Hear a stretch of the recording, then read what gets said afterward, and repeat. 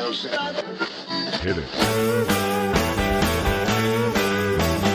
Welcome to the Test Talks Podcast, the place to go to geek out on software testing. And now your host, whose mission is to help you succeed with test automation, Joe Colantonio.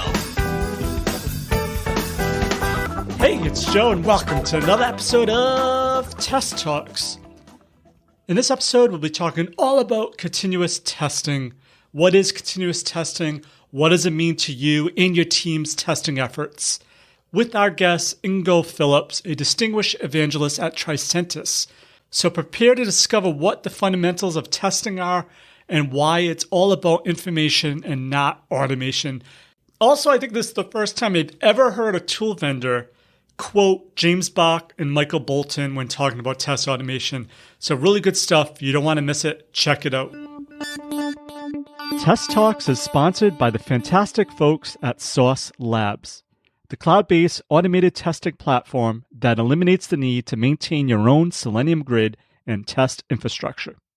Try it for free today. Visit testtalks.com and click on the Sign Up Now link under the homepage sponsor section.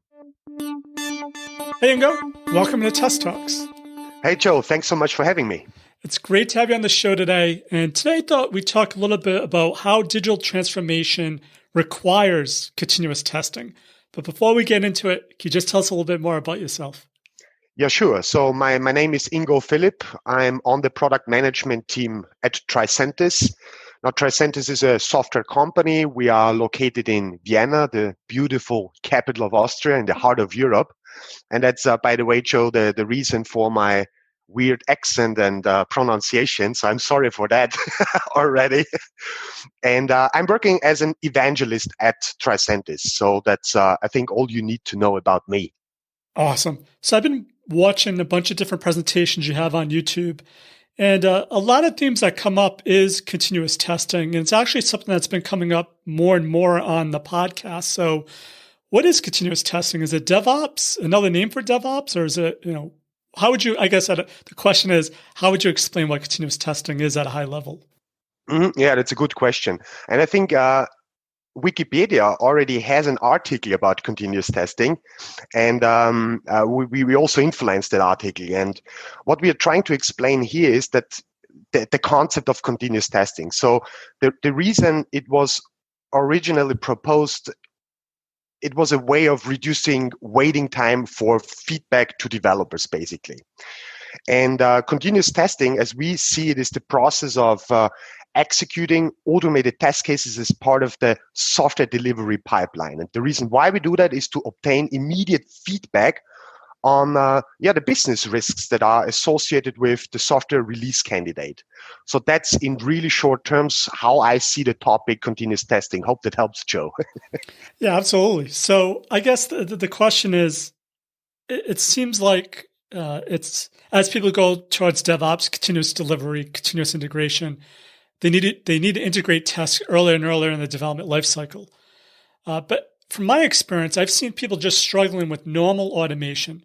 So from your experience, how many people are adapting to continuous testing, and maybe what are some top issues you've seen them trying to adapt it for or having issues adapting? Yeah, no, absolutely. So what we see is that more and more companies are constantly trying to adopt DevOps, trying to adopt continuous delivery, continuous integration, right?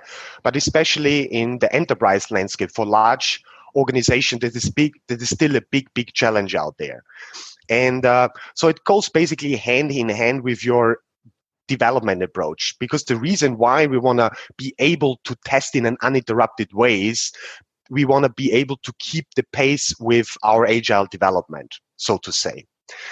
So just from a pure testing perspective. And of course, a lot of people are struggling with that, a lot of companies struggling with that. And I think the main reason for that, and that's purely based on my data points now, Joe, is that most people first see, all those technical challenges before they see the problems they have with the people they have in their companies. So what we are trying to also teach those companies is, or to tell those companies is to first figure out, well, do you even have the people with the right skills in your company in order to do that? And this includes people that are able to do automation and to do automation at the speed of development, so to say. So to be able to immediately provide feedback to your development. I hope that somehow answers your question, Joe.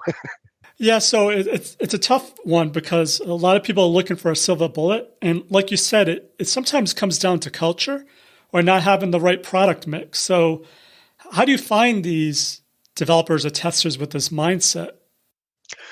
Yeah, it's pretty hard to find them, and I mean it's pretty hard to even create such a culture, such a DevOps culture, because that is what the terms actually means for me. It's just a cultural movement, and in the same way, we also need to adapt testing, right, in order to keep the pace, as I've said. Now, how do we find those guys? Well, I don't have the rule for you to find those guys. I think it's just a process of constant improvement. And what we do also internally is we are trying to improve ourselves by participating in what we call community of practices. So this is just a set of people among or across several squads or agile teams or even tribes that have the same challenge in their business, like software development, like software testing. And you have a huge variety of different people with different skills, like developers, like automation engineers, like manual testers, like business analysts and product owners. And we try to connect those guys in order to make their work more efficiently. Because I was a tester, and still are a tester. I can learn so much from my developer friends. I can also learn so much from my product owners. That all drives my testing. So what I learned from my developers as part of those community of practices is basically about automation. What I learned from my product owners is, well, what are the tests I need to automate? So where are the risks? For whom are we building that product, right? So that's the way basically we roll it internally and in our projects. The next question then is, once you have the people and they understand kind of the process, like what are the benefits you can give someone to tell them, hey, this is why we're doing it? Because a lot of times I see people saying this is what you should do, but they don't necessarily say why they should do it. And I think if more people know why, maybe that would help the culture to actually embrace it better. No, absolutely, and this is still something that is missing in most of the companies. And so, what we are trying to do when we get into those companies, we are trying to connect the dots, right? To connect the dots between the business problems the companies are facing with and the challenges they have in software development and software testing. Because still terms like digital transformation, terms like DevOps are still some kind of buzzwords out there for some people. These are fuzzy concepts. And we really try to break it down into manageable pieces. Like, let's start, for example, at digital transformation. So almost every company tries to have some kind of digital transformation initiatives, right, to drive those initiatives forward. And I like the way Forrester defined it. I think it was in 2014 in one of their reports. Forrester said that all the businesses out there must continuously exploit digital technologies to both create new sources of customer value and increase operational agility in service of customers. Now, this means we need just to understand here three terms. The first one is obvious. What is a digital technology? The second one is customer value. How do we create that value? And the second one is all about speed. That's kind of obvious. Now, a digital technology, in my point of view, is any kind of technology that generates, stores, and processes data in terms of two states, and that's software, right? So I see digital transformation really as a software-led transformation. So that's the first thing. And the second one is through all those initiatives, through exploiting those new technologies like mobile or web technologies, right? We want to create new sources of customer value. So that is, again, a point where we try to connect the business with testing. So what you're doing, especially in product management, is you try to identify the problems or the needs or the wants or the desires of your customers. Now, once you did that, you try to find a solution in your product for the problems of your customers, right? And you need to do that fast because, as you know, the competition is just a single click away from us. And that this usually takes a lot of experiments, a lot of fails to find solutions to the problems of our customers. But we need to be aware of the fact that all the software we build is just a solution, okay? And if the product isn't solved by our software, then our software simply doesn't work. And that's the reason why we have to do that. And also the reason why we have to do that fast, because it's so easy for users out there to just switch to another provider. Now, once we've found a solution to the problems of our customers, we ship our software to our customers. And then the value of our software is realized once it is in the hand of our customers. And that's how we create value for our customers. So that's how we solve their problems. And of course, the customers then provide value back to us by paying for what we have built. And this kind of cycle is, that's the feedback cycle. And the goal is to accelerate that feedback cycle, to accelerate that value exchange. And from a testing and development perspective, the way we support that value exchange is to enable ourselves to wrestle through the entire software delivery pipeline, multiple times in ever decreasing cycle times. And that's basically how we do it and how we roll and how we connect, initiatives like digital transformations to software testing and software development. So that is what we try in our product, to give the context. And of course, it depends on the company, right? It depends on the problems the company are trying to solve, and it depends on their market segment. But that is what we're trying to do. So we try to highlight those problems and connect it to all the challenges we have to software development. I hope I had now shed a little bit of more light on how we are doing that. Joe, just let me know if that helped you. Yeah. So I guess once the product's in the hands of our customer, we need to get their feedback. So in order to get their feedback, it's almost like a continuous loop that it goes through our pipeline. So how do we make sure our pipeline is strong through each stage? So when we do get that feedback, it feeds back into the pipeline and it's able to evolve with what we're hearing from our actual customers. So your question is, how do we get the feedback back from our customers as fast as possible and put it into the pipeline? Okay. Yeah, I mean, that's the tough job, right? And it's not a discipline, a software development or a software tester has to do. I think it's something the whole company needs to work on, right? It's software development, it's software testing, it's support services, it's sales, for example, it's product management, it's product marketing. So I think all those companies need to be aligned and need to agree on various channels how to get the feedback in. I mean, it's for web-based application. That's quite an easy task. You can monitor user behavior. You can immediately also monitor the scenarios they are trying or the goals they are trying to achieve in your software. And you can have almost an automated feedback loop into your software development. And then based on what you monitor in your application, you can decide, well, what do we need to fix? What do we need to implement in order to create more and more customer value? That's fairly easy for those, innovative technologies out there. And but it's quite hard to do that for large enterprises, for example, right?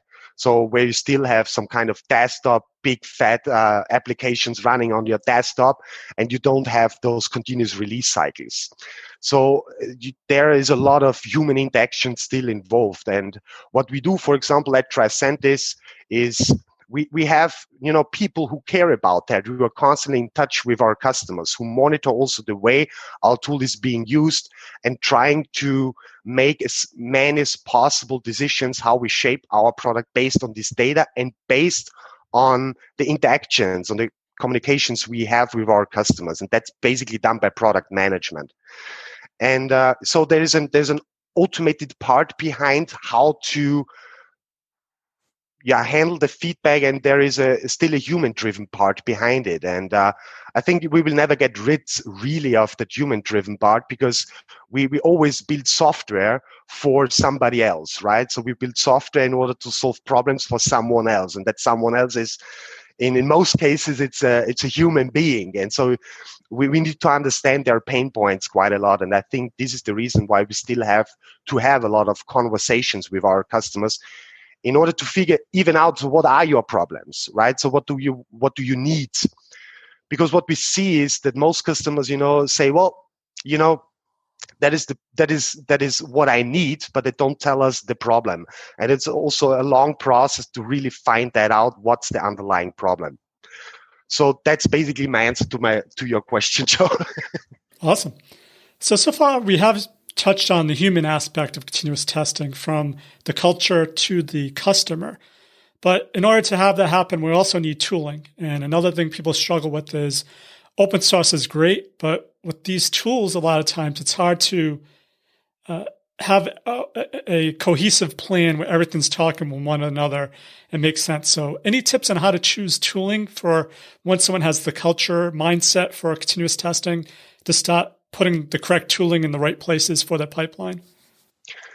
Yeah, no, sure. I mean, I'm part of a software tool vendor, so I can talk for ages about the software we are building, but I don't want to do that. So let me try to tackle that problem from a more conceptual point of view. So I think you need to be, first of all, aware of, so what kind of projects or products are you working on? And if in case you want to see it black and white, you can say, well, you have, you're part of an innovative project, like you're building a mobile app or a web app based on which is based on your enterprise system landscape, for example, or infrastructure. But you need to get that project out as fast as possible in order to see, well, do we even solve the problems of our customers, and can we generate revenue with what we are doing here? And in those cases, that is what we see out there. Most of the testing teams are still doing a lot of exploratory testing because automation takes effort, right? And that usually don't have even time to automate test cases. And when they want to do it, they mainly go for open source tools like Selenium, for example. Now that's a good way to do that, and it's a nice way to do that and to handle testing and test automation in those smaller, short-lived projects, I would say. But what we then see is those projects then turn into products, right? And those products usually evolve. And so that means the complexity of the products gets big and big. And sometimes, they go into some kind of a maintenance mode once they're not innovative anymore. And then you are really part of an enterprise architecture, an enterprise landscape. And so you need to be able to do proper regression testing also on end-to-end level, right? And that is what we see where, scripting tools like Selenium's fail. Okay, so the reason is fairly simple. I did it also all too often in my past. I wrote those frameworks. You start doing that, you start creating your linear frameworks, for example. Then you sometimes realize, well, you need to make changes that are caused by technical changes in your applications or by changes in your business logic, and you need to go into all those scripts in order to make those changes. So what you do is you evolve your framework, for example, from a linear framework to a data-driven framework, to a modular data-driven framework. And then at some point in time, well, you realize, well, you're basically the only person on this planet who understands what your framework is about, and you need to support from others, like business analysts or business experts, or people who are driving the business that help you to understand what needs to be tested. So you need to follow some kind of risk-based approach. And so you need to make your framework somewhat accessible to those others. And then you start building, keyword-driven frameworks. That's also what we see quite often. Now then you realize, well, I just did it, for a certain technology. I just did it for HTML or for Java or .NET, for example. And but I'm not really able to connect all those frameworks with each other. So there's a huge task. And that is where usually the framework implementation stops. And that is the point where large companies then switch over to commercial tools like our tools, Tricentis Tosca. So we are a testing platform. So we, for example, support here out-of-the-box automation across many different technologies, and it's fully integrated in a bunch of services we provide through Tricentis Tosca. This is, for example, test case design. This is test data management to, handle your synthetic test data and to also mask and make use of your production data, for example, in order to make your test automation more robust at the end of the day. Because without proper test data, you won't be able to do that. And, then you have cases, you don't just need to account for functional testing. There are also, load performance testing aspects you need to cover, security testing aspects you need to cover. And that is what our platform basically provides to you. So you just need to learn one language in order to make use of it, right? And it's quite simple. It's fairly simple, to go from UI automation to API automation or to mobile automation, for example. And it's still a challenge to do that with all those different open source tools, because you jump from one tool into another and you basically need to learn a new language, I would say. It's still possible. Everything is possible, I would say. But that is how I see, the adoptions of tools evolving over from simple projects over to large and more complex projects. So that's all I have. All right, so we touched on the culture, the customer, the tooling. At that point, how do you know, or how do you tell your team what to know, what to automate, and at what level? And what do you mean by testing, continuous testing? Is testing just a GUI test, or is that do you also consider continuous testing unit testing? Yeah, so testing, I think, let's put it that way. So I won't reduce the term testing to to unit testing or to functional testing or to load testing.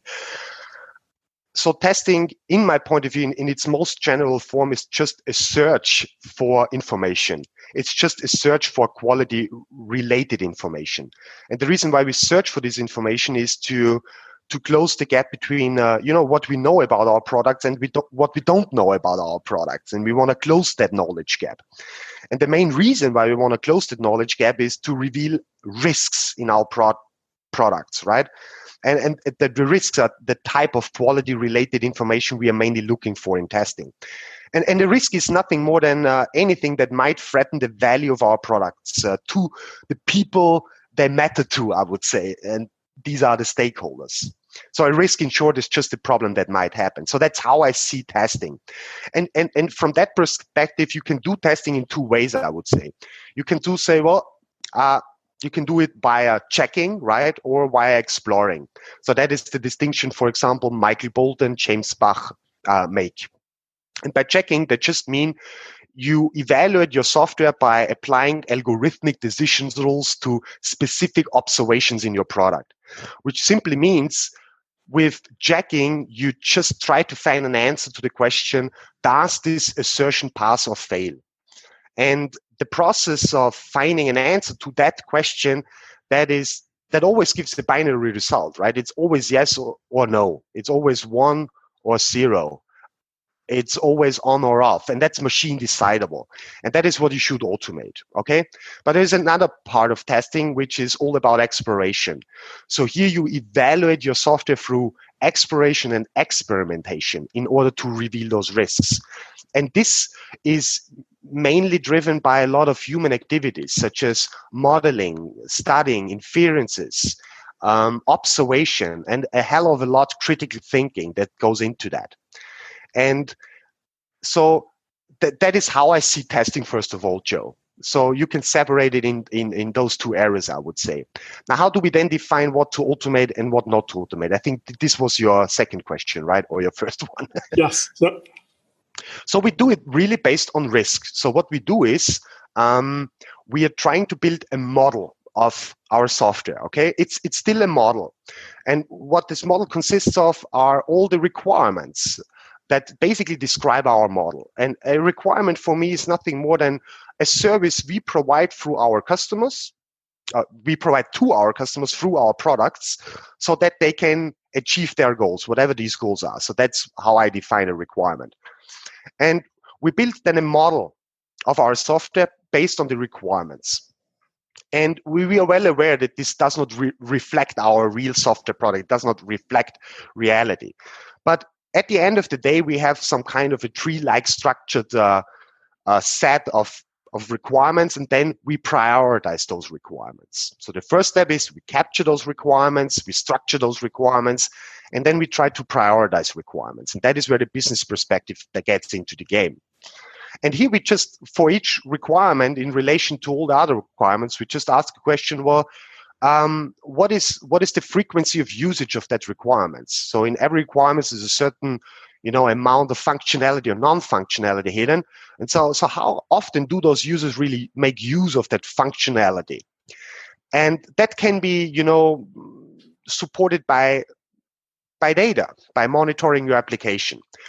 That's the first dimension of the risk. The second one, and really keep it easy here and simple, is the damage, the potential damage that might occur when that functionality described by that requirement won't work at all. And that's an estimate we do. And based on the frequency of usage and the potential damage, then we calculate the risk. We estimate the risk, which is part of that model. And having that, we then assign test cases to those requirements. And so what we have then at the end today is not just a list of prioritized requirements weighted according to their risk contribution, but also we have a prioritized list of test cases. And from that list, it's like, having a product backlog for your product owner. We have a prioritized list of test cases, and then, we start with the high priority test case and we start to automate them. So that's in rough terms how we roll it, basically, how we decide what to automate and what not to automate. It's purely risk driven. Awesome. Now, you've mentioned risk maybe 4 or 5 times. Well, why is risk so important? Does that help us when we get to release that we only need to run the most critical tests and not get bogged down with tests that really aren't testing anything of real value?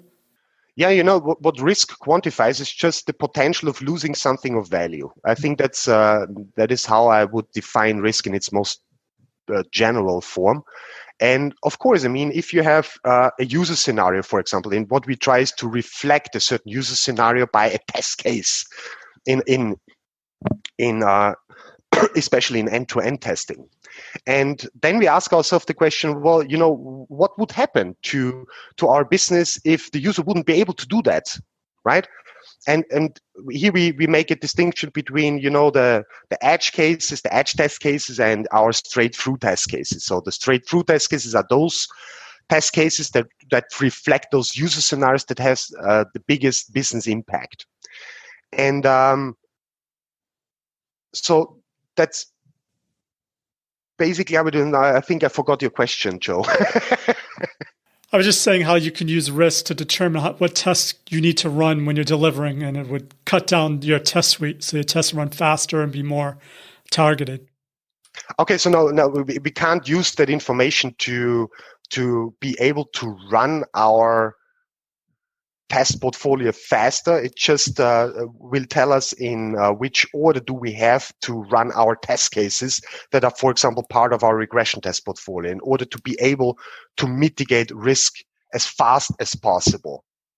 So I guess if you're trying to release software quickly, as fast as possible, you want to automate as much as possible, but you still have manual tests. How do you still deliver quickly and be able to execute your manual tests? I know you mentioned exploratory testing, but it sounds like that's not just at the end, it's also in the beginning with modeling. Is that how it would work?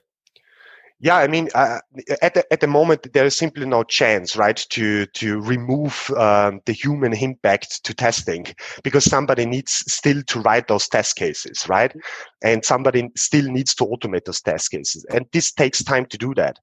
Now, in order to reduce that time it takes, we say, well, we will never be able to test everything exhaustively, and we will never be able to automate all of our test cases. And so risk is really just the quantity we make use of in order to figure out what needs to be automated. A concrete example, for example, Joe, let's imagine you have a user story, okay? And that user story is brought in by the product owner in sprint planning, for example, and you discuss the user story. And here we already start, applying some kind of a BDD approach that allows us to, first of all, understand that user story and the problem we want to solve by that user story.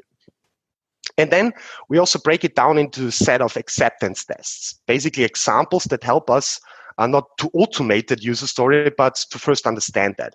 But we then immediately make use of those acceptance tests in a kind of a given when-then structure that we then feed into not just the software testing, but also software development. And for a user story, you then can have hundreds and hundreds of those scenarios, right? And you will never be able to automate that because it will literally take you weeks to do that. So then you will say, well, we just have about 1 day or 2 days time in order to finish that user story from an implementation, from a test perspective, and from a test automation perspective.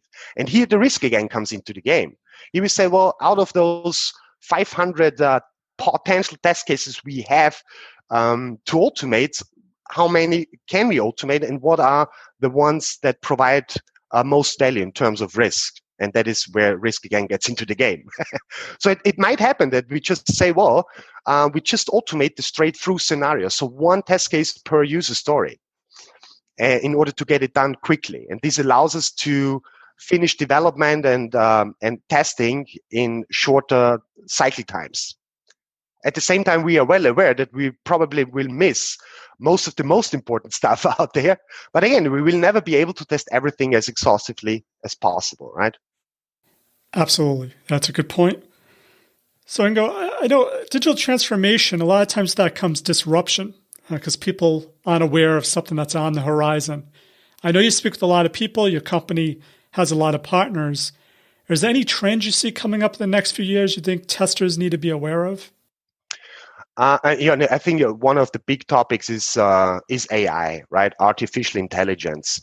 And I mean, you can discuss this topic in two ways. You can say, well, how do you really test those learning systems, I would call it in its general form, and how those computer systems, those self-learning computer systems can help you in supporting testing. And I think you already had a couple of podcasts out there. I think the last one with Lisa Crispin, right? She talked about Mabel and other tools, how these tools support the tester. I think the test itself needs to change a little bit in order to be able to test those systems. And Angie Jones talks a lot about it. And so, I mean, if a tester wants to learn how to do that, I mean, one way I would recommend right now is just follow Angie, listen to her talks, because she gives a lot of examples how she tested, for example, recommendation systems that are based on machine learning, on neural nets, for examples. And I think the way we then approach testing and also test automation has to change, because we cannot decide anymore in terms of 0 and 1, right? This is a lot of statistical verifications we have to do. And the approach and the whole testing approach also changes, because there's a lot of learning involved, a lot of learning how those systems even operate. So what are they doing? So what are their internal workings? And so I've learned a lot, by the way, from Angie about that. So that would be my first go-to person when I have to give some advice to some tester, especially for that topic. So I basically is the first thing I see out there. Yeah. Awesome. Yeah, definitely. It's something I've seen more and more of, and I think testers need to be ready for. Okay, Ingo, before we go, is there one piece of actionable advice you can give someone to improve their continuous testing efforts? And let us know the best way to find, contact you, or learn more about Tricentis. Absolutely. So I would really dig into the fundamentals of testing here. And my advice for all the testers out there would be, please do not forget what the game you're playing, software testing, is about. As I've tried to explain it before, it's all about, the goal here is really information, not automation. So my advice is, guys, please don't confuse testing with automations. These are two totally different things. And I've seen it a lot that testing cannot be encapsulated in discrete procedural units we call test cases, right? And I think Michael Bolton once put it that way. He said, well, in the I think he said it, well, a recipe is not cooking, or a file of PowerPoint is not a conference talk, or a sheet of music is not a musical performance. And so a test case is not testing. So guys, you can test also without test cases, and you can definitely test without any tools and without automation. So that's basically my advice. Yes, you can find me on LinkedIn, and you can find me on Twitter. So my Twitter handle is just my name, Ingo Philipp, and it's the same on LinkedIn. Thank you, Ingo, for your continuous testing awesomeness. For links to everything of value we covered in this episode, head on over to testtalks.com/228. And while you're there, make sure to click on the sign up for a free trial link under the exclusive sponsor section to learn all about Sauce Labs' awesome products and services. And while you're there, make sure to click on our new Guild conference, Automation Guild 2019, which is happening February 4th to the 6th. It's going to be an awesome time. We have some great speakers. You want to check that out, head on over to automationguild.com. So that's it for this episode of Test Talks. I'm Joe, and my mission is to help you succeed with creating automation awesomeness. As always, test everything and keep the good. Cheers. Thanks for listening to the Test Talks podcast. Head on over to www.testtalks.com for full show notes, amazing blog articles, and other automation awesomeness.